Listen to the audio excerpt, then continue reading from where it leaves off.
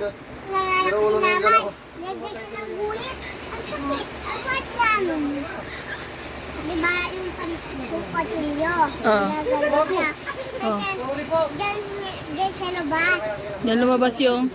Yung baby. Huh? Opo. Naiwas. Ginawat siya dyan. May gulit na siya ngayon. Sugat. Sugat. Kailangan niya magtrabaho. Kailangan niya muna gumaling ng sugat niya. Ganun. Sakit pala yun. Sakit. Sakit. Ba't? Tuchilyo. Ganun yung tiyan ni nanay, yung iniwa. Opo. Tapos inilabas yung baby, ganun. Tapos tinay. Tapos may gulat na siya. May sugat na. Di ba masakit na eh?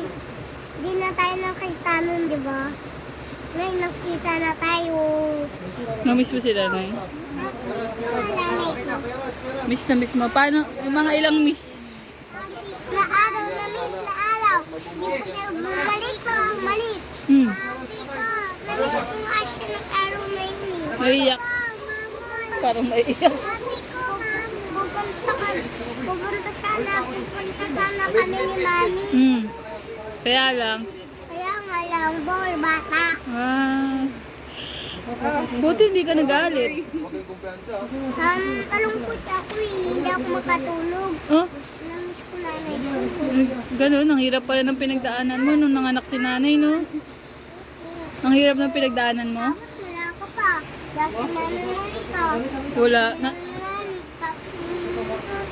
Nababantay kasi kami kay nanay. Nahirapan kasi siya eh.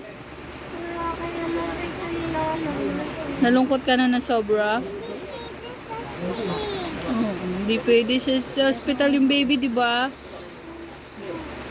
Kaya malungkot talaga yun. Sana hindi na mabuntis nanay. Sabihin mo kay nanay. Op. Simon. Sabihin mo. Bakit na? Bawal na. Hindi na pwede. Sabihin mo kay tatay.